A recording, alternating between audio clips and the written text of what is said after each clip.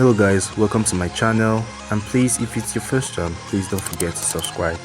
So this is Amzigoswi Studio, and you're very much welcome to learn with us on this channel. So today we'll be drawing this portrait as you can see on the screen. First I'll edit it to enhance the beauty of the picture. Then next I'll change it to black and white and crop the areas I don't want. Then I'll add my grid lines, and then you can do that with your grid app, don't forget that.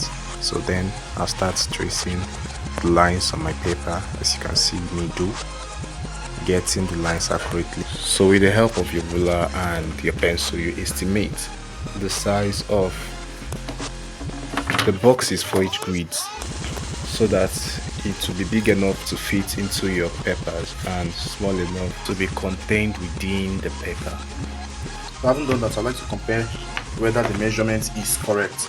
So in comparing whether the measurement is correct, so I check, okay, we put here from 0, this is from 0 here, and it hits at 14, yes, that's correct. So also shades it, so also come, so as you can see, calculating from 0, where it started, where the side of the paper started, down to 14, you can see 14, yeah, the average right. Now we're also going to check for where it started 0, going back to this point. You see here we have our 11, shifting towards the side, place it at 0, bringing it down, and the end mark is 11, so we are good to go.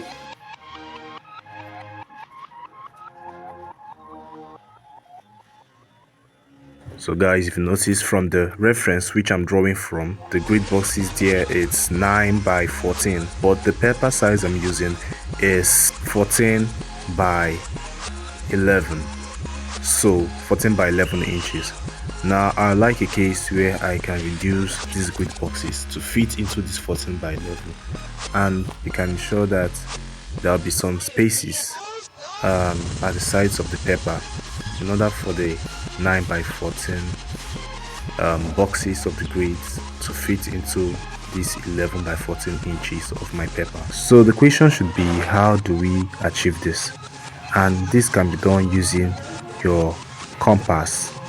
Yes, using your compass or dividers, and this is being made by the adjustments of your divider in order to get boxes that should fit inside the paper without exceeding the inches of the paper, and boxes that should be in accordance to the reference you are drawing from. So at this point I'll be tracing the basic elements from my reference, that's the hair, the external areas, and then the eyes, nose, internal areas that needs to be traced using my grid lines, and then the clothes.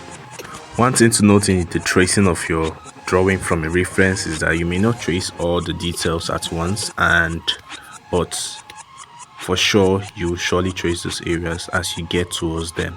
For example, you can start with the head and then you later go to the clothes and trace those areas before you shade. So guys, at this point in time I'll start with my basic shading techniques, and that is the cross hatching, the hatching, before we go into the stippling, pointillism, and then other types of shading, and then we blend it. Then lastly, create your details. So first, with my hatches, I'll make the hatches darker in the areas with dark surfaces and lighter in the areas with light surfaces before I begin to blend it. Now you know your blending tools, and most of them your blending materials, your tissue paper, your brushes, especially your blending stump, and other things that you can use to blend. You have to make use of them and see that your drawing is giving you what the reference looks like.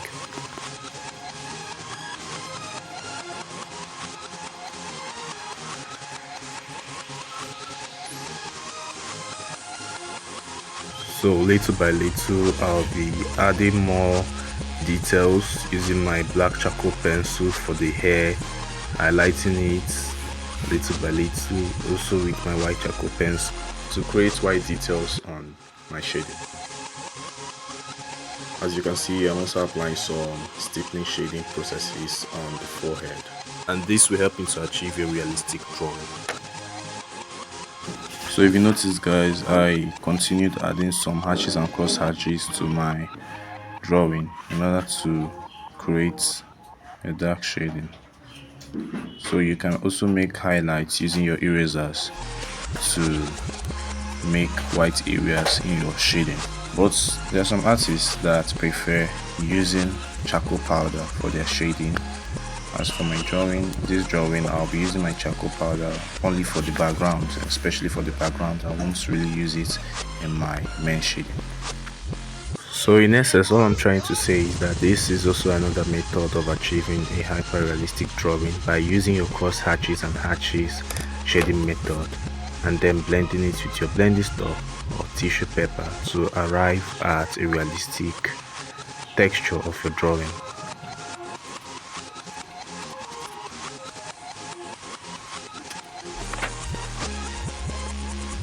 Like I said earlier, your erasers can also be used to create highlights in your pencil drawing.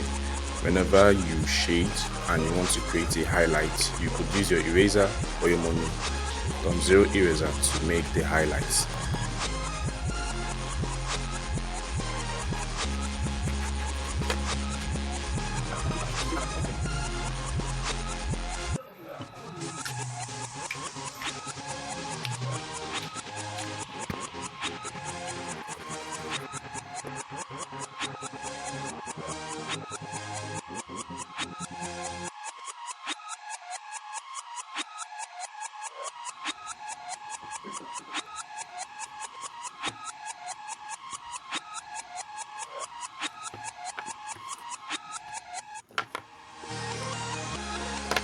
So in my pencil drawings, what I normally do is to concentrate on those areas which I want to create a realistic effect. I spend time detailing those areas, I spend time highlighting and drawing some attributes to make it have a realistic effect.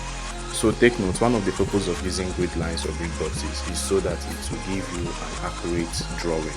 So make sure that your drawing or your tracing aligns with each grid lines or each grid boxes according to your reference. Just like I explained earlier, shading processes is a step-by-step process. You finish one area before you reach or go to the next area.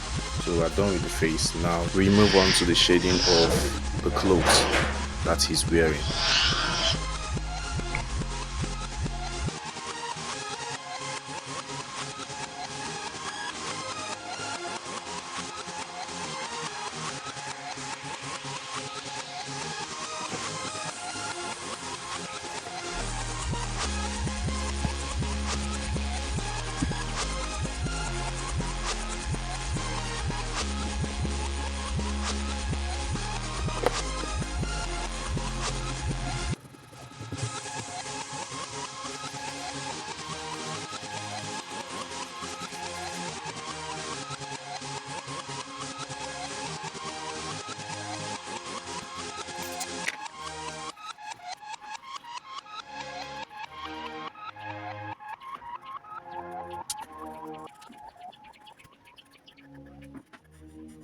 Mind you, you'll notice that if you've started drawing with your charcoal pencils, that charcoal don't really write on top of a graphite pencil.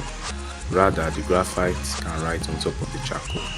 And your white charcoal pencil always has to be written on top of a charcoal shading. It cannot be written on top of a graphite shading. So using that principle, I'll use my white charcoal pencil to write on top of the charcoal shadings I made on the badge of the board, and then use my mono zero eraser to create the white writings on his badge.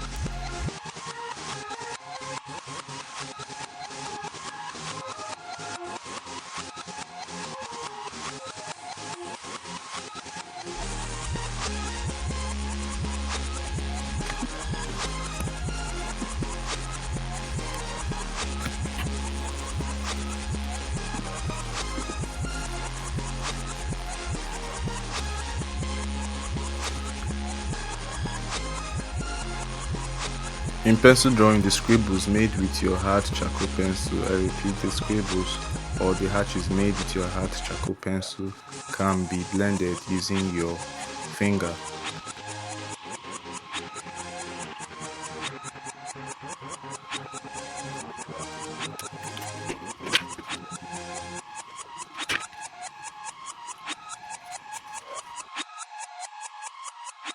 Now at this point, looking at the clothes, he's wearing a white clothes and the background is also white. So I'd like to differentiate the colors of these two elements. Therefore, I'll make the background to be darker so that it will form a realistic projection out from the paper that I'm drawing. So now, like I told you guys earlier, this is the point I'll be using my charcoal powder to shade the background.